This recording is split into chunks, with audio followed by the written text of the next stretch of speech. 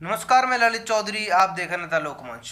तो भाई अभी एक ब्रेकिंग न्यूज आ रही है वर्षा राउत को लेकर। जी हाँ, वर्षा राउत यानी संजय राउत की बीवी। ईडी लगातार वर्षा राउत से पूछताछ कर रही है। आपको पता है 2 समन वर्षा राउत को भेजे गए थे। तीसरा समन 5 जनवरी का भेजा गया था।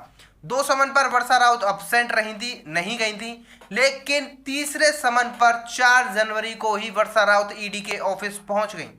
ये भी एक बहुत बड़ा सवाल है, जब 5 जनवरी का समन भेजा गया था तो 4 जनवरी को ही ईडी ऑफिस क्यों पहुंच गई वर्षा राउत। चलिए वो खैर दूसरी बात है, लेकिन फिलहाल की बात यह है कि ईडी ने वर्षा राउत को फिर से समन जारी कर दिया है।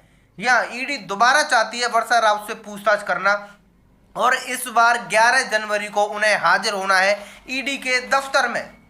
अब यहाँ पर बड़ी बात यह है कि शिवसेना लगातार ईडी पर हमला कर रही है।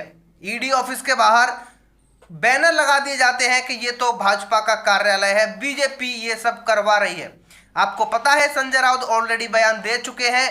प्रेस कॉन्फ्रेंस करके उन्होंने कहा था कि मेरे पास बीजेपी के 121 नेताओं के नाम हैं। मैं बार बार इसलिए बता रहा हूं क्योंकि हम वो नाम जानना चाहते हैं।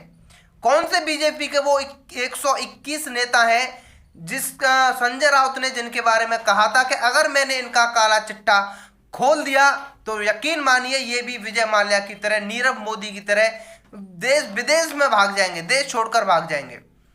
तो बड़ी बात ये भी है कि संजय राउत कह रहे थे कि भाई हम तो एक मिडिल क्लास फैमिली है, मिडिल क्लास लोग हैं, राजनीति के चक्कर में हमारी फैमिली को लपेटा जा रहा है। लेकिन यहां पर मैं आपको बता दूं, जो ईडी ने खुलासे किए हैं एचडीआईएल कंपनी से रिलेटेड, जो कि तकरीबन 116 करोड़ रुपए का ट्रांजैक्शन हुआ था प्रवीण राउत के खाते में। 116 करोड़ रुपए में से 1.6 करोड़ रुपए उन्होंने अपनी वाइफ के खाते में ट्रांजैक्शन किया था, जो कि था तकरीबन 1.6 करोड़ रुपीस। लेकिन बड़ी बात यह है कि माधुरी प्रवीण राउत ने संजय राउत की बीवी यानी कि वर्षा राउत के अकाउंट में उनमें से ही 55 लाख रुपए ट्रांसफर किए हैं। तो ये मामला यही है। इसको लेकर किरीट सोमैया ने भी कहा था कि जो पैसा है पीएमसी बैंक का, जो फ्रॉड मनी है, जो कि एचडीआईएल ने घोटाला किया है, वो प्रवीण राउत पर गया। प्रवीण राउत से उनकी बीवी के पास गया और बीवी से घूम फिरकर संजय राउत की बीवी पर भी कुछ हिस्सा आया है। तो इसके चलते प्रवीण राउत के घर पर छापेमारी हुई है। 72 करोड़ रुपए की उनकी प्रॉपर्टी ईडी ने सीज कर दी है।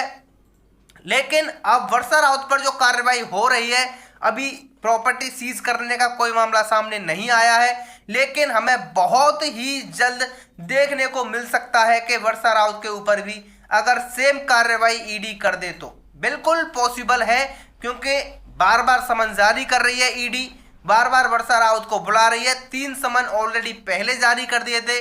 पूछताछ हुई 4 जनवरी को, उसके बाद में फिर से एक समन जारी कर दिया। आज ही समन जारी किया है, अभी थोड़ी देर पहले की ये न्यूज है। एएनआई के हवाले से खबर आई है कि ईडी ने 11 जनवरी को वर्षा राउत को कहा है कि आपको हाजिर होना है। तो कहीं ना कहीं बहुत गहरी पूछताछ चल रही है यहाँ पर वर्षा राउत से, क्योंकि ये मामला है हजारों करोड़ के गबन का।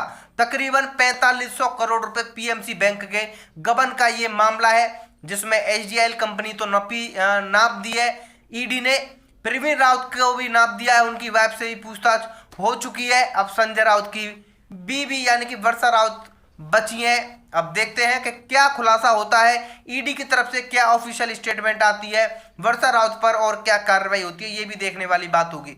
फिलहाल के लिए वीडियो में इतना ही, मिलते हैं आपसे एक और नई वीडियो में नई इन्फॉर्मेशन के साथ। धन्यवाद।